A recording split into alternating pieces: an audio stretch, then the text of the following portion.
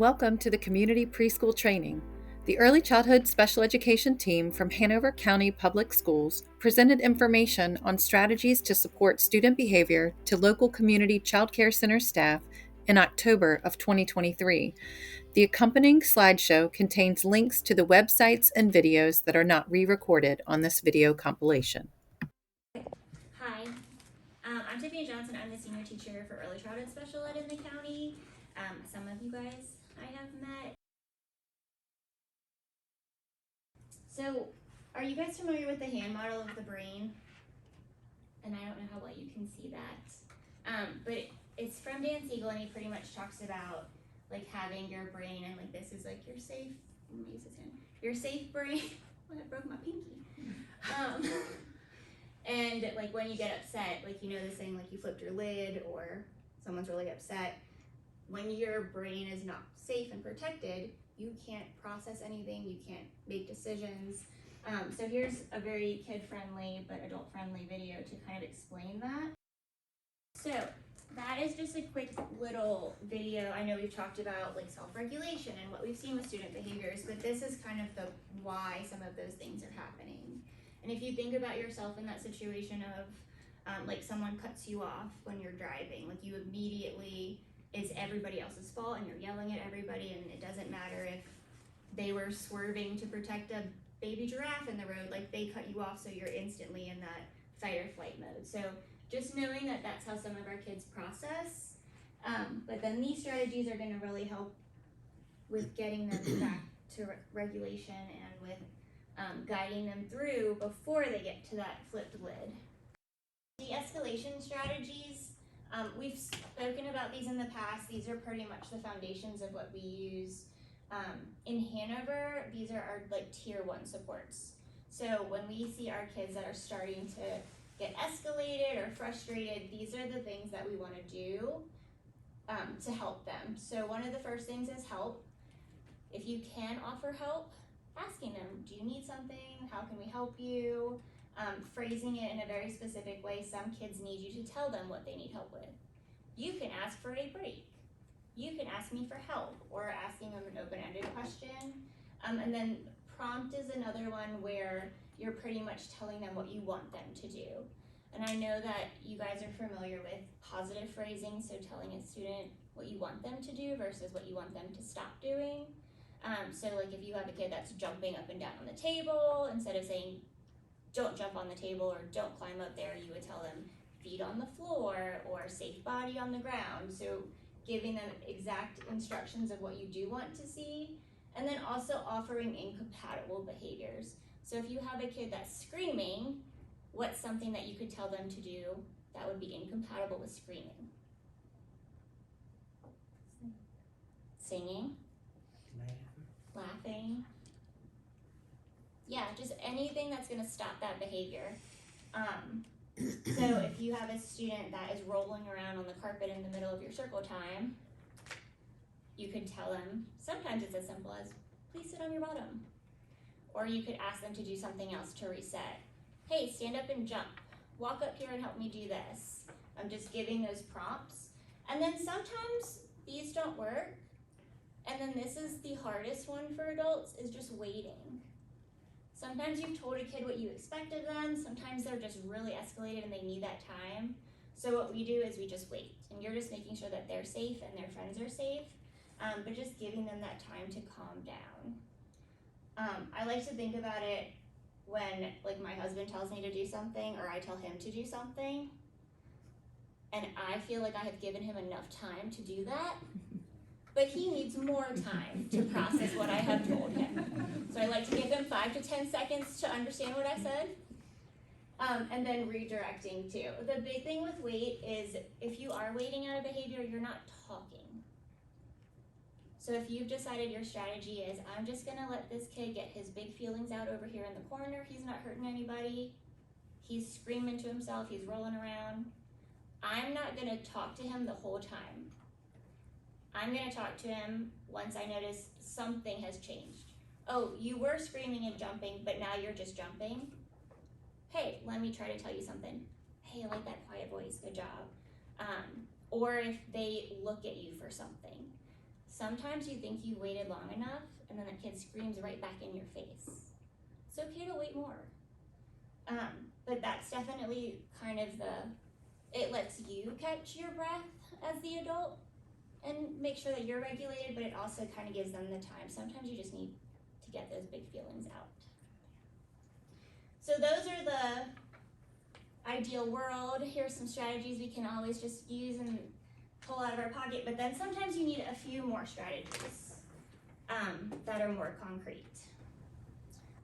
That is where we have some visuals that I'm going to hand over to these ladies because they are the visual queens.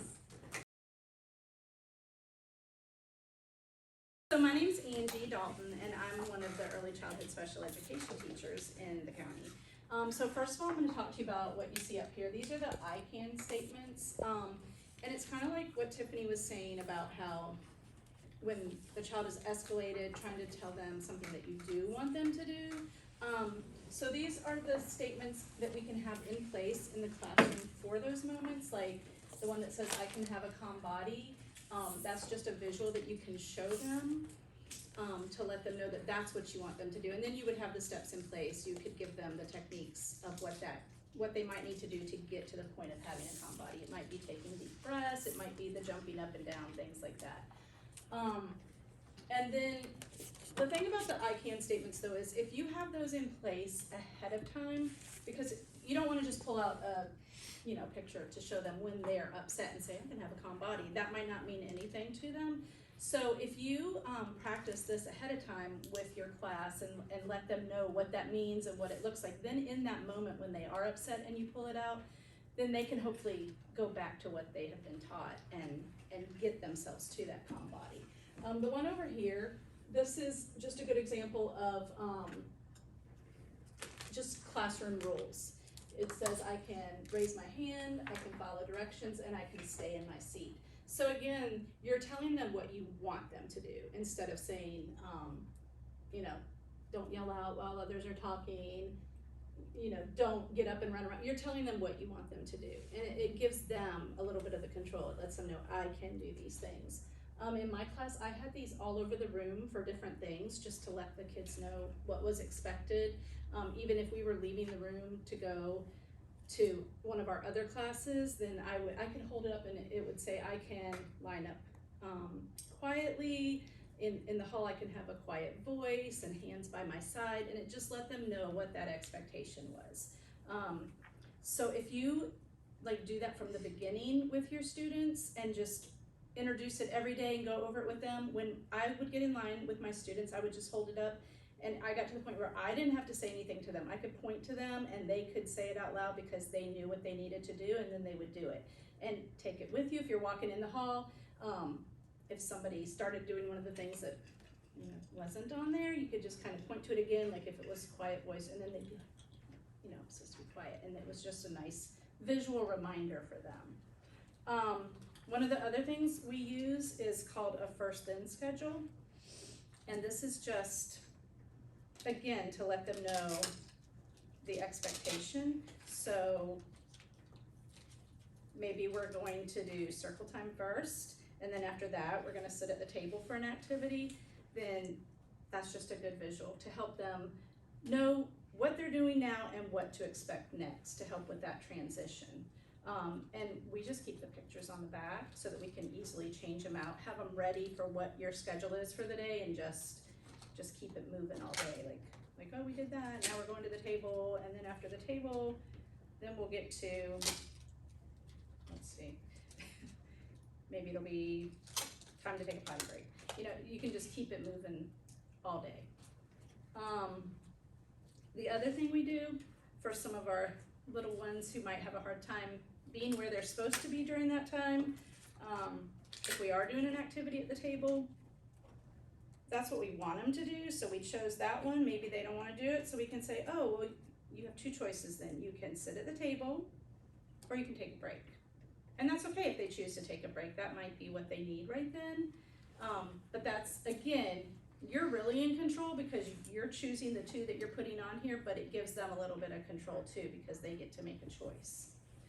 You can also have pictures of different activities, and let them choose between 2 activities. So however you need to use that during your day. Any questions about that? Okay. Hi, I'm Christy Rogers, and I'm one of the early childhood special education teachers in the county as well. And you might see either of us popping into your preschool throughout the year. Always good to have some type of visual to let the kids know what your expectations are. And we talked about the big emotions, and you have a when I feel I can try. And I was just gonna let you know how we use that in our bunch. Yours looks a little bit different, but the way ours looks, we just put it on a piece of tag board and have this available. And when I feel I can try, and I think that you have copies of all of the emotions, and you have copies of all the little different items. And these might not be things that you have available or want available to your students, but you know what works in your class and for your kids. You might not want to pull out the sand tray, but we have little bitty ones that we found at Target for $5, and just pull that out for specific students. And they may not tell you how they feel. You might just say, oh, it looks like you feel mad. Do you want to try a fidget squeeze? And pull that out and let them have just an extra squeeze. You might pull this out during circle time or during center time if people are having a difficult time staying with you or managing their emotions. We just have this around in the classroom. We carry it with us when we go out of the class. And like Angie said, we teach it ahead of time. You don't want to pull this out when someone's having really big emotions. So when I've had my bigger classes, I teach this as a lesson. And when we're in the circle group, we might practice and say, ooh, I feel really mad, and everybody practices their mad face. And what are some things that make you feel really mad? And what are some things we can try when we're really mad? And then we might pull these things out, practice them, and let everyone have a turn with it, and then practice what you do when you feel happy and what you do when you feel sad, and just talk about all the things that are available and let them brainstorm so that when this is a tool that you need, it's not something that's brand new and it's something they've seen. And they might want to practice it and say, oh, I feel mad now, I need to have that koosh ball, and that's fine. Let them have a minute, set a timer, let them take a break, but you want them to be ready and to feel comfortable with the tools when it's time to use them. So we always have this around. That's also something that the adults can model. Like, I've definitely been surprised trying to use a smart board and the sound didn't work, or I couldn't get the slide to move on, and I'm like, oh, I'm so frustrated that this won't work. I'm gonna take a deep breath. So just letting them know that it's okay to use those strategies too. Are they having a calm down kit? Those fidgets are there for putting some things together. Okay. So we have a calm down kit, and it's just a little inexpensive pencil box. You could use a baggie or any of those bags that you have laying around.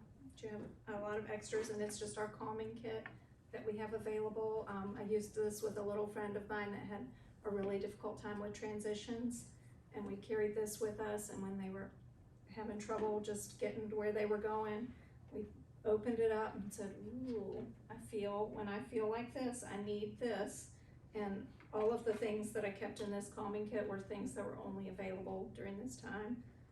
I just put little special fidgets in here, bubbles, like Tiffany was saying, things that you can't scream and blow bubbles at the same time. You just can't. I mean, you could, if you really could, you could try. A little, these just cheap little lights that you can get, a bunch of them, pretty cheap. I pulled things out of our leftover Halloween trick-or-treats from last year, little Paw Patrol coloring books, little fidgets, but they also have practice blowing breaths, and you blow 5 times. You can't scream and yell when you're blowing, and they might take them off and say, let's practice together, and we're gonna blow once, twice. I tried to find a pinwheel, but you cannot find a pinwheel in October. So you might find pinwheels somewhere. This is something else that you want to practice with your whole class, and everybody's going to want to have a turn. You can all blow bubbles, you can all blow pinwheels, you can all blow up a balloon, whatever you want to do, but You can both practice counting your numbers and do it. If you do have a smart board or another board, there's some like rainbow breaths or unicorn breaths or things that you can try if you practice that mindfulness and breathing each day. So they have different little ways that you can breathe, a little book that you can look at, but the point is just to take that minute, distract you from some of those big feelings, take a minute to breathe, have a little fidget. So we use our little calm down kit, and it travels well if you're going on a field trip or to the playground or in the hall, the lunchroom, or wherever. And my last visual that I have, and I think you all have a copy of this, and you can use this any way that you want. We use ours like this. When I had a bigger class, I put it on a paddle, and I had stop on the front and go on the back. And I played a game. We played like red light, green light with our class, and taught them, again, during group time, stop, go, and we practiced scenarios. They all stood up, and they all had to stop and freeze, and then they could go, and then we practiced scenarios where they had big feelings, and everybody was doing something, and then we stopped, and then we practiced go, and then it's easier to use it, like when all the commotion breaks out in your class, and you're like, oh, stop, and everybody freezes. And you might set a timer, or you might all take a breath and say, okay, we can go again, but just building it in so that they're used to the language. We're gonna just take a minute, everybody's gonna stop, and then we're gonna go. We use it when we're on walks. Everybody takes a turn, and they tell us when we're gonna stop and when we're gonna go. But just building these things in so that the children are used to it. Also recognizing the environmental signs, can throw that in there too. Do you have any questions? You all have some things that you get to make. And can I just say one more thing? I just wanted to say, you might not feel comfortable doing this at first or using them, but if you just stick with it, after a while the kids will get used to it and you'll get more comfortable with it and it will work. I've had a lot of teachers say, oh, well, we tried that, but it didn't work, so we're not using that. But you have to stick with it for a little while. And just remember, it's gonna help the children, and in the long run, it's gonna make it easier. So if you just keep doing it, stick with it for a while, give it some time. That's a good one. That's a good And one.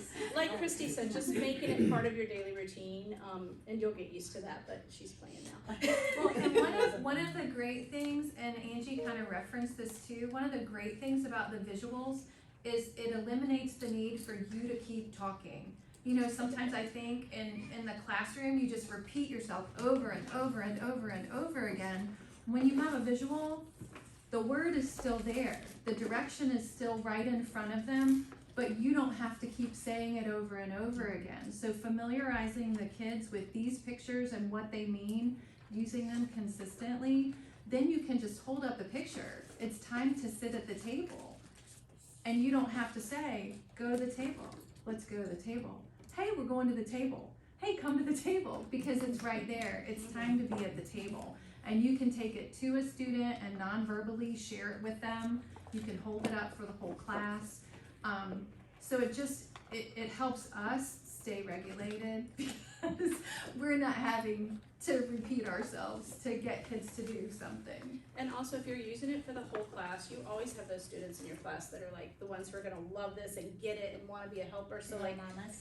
yeah, so use them to your advantage. Like, they'll be the ones when they see you say like, we're at the table, they're gonna, if nobody else is paying attention, they're gonna see it and be like, guys, we're at the table. They'll start telling everybody, so just, use those kids as your helper too, so.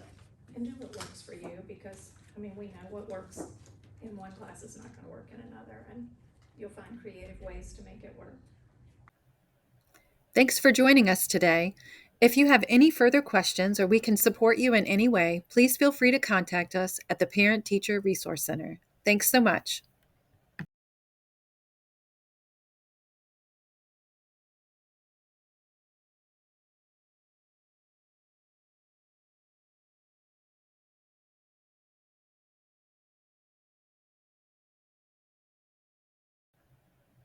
Thanks for joining us today. If you have any further questions or we can support you in any way, please feel free to contact us at the Parent Teacher Resource Center. Thanks so much.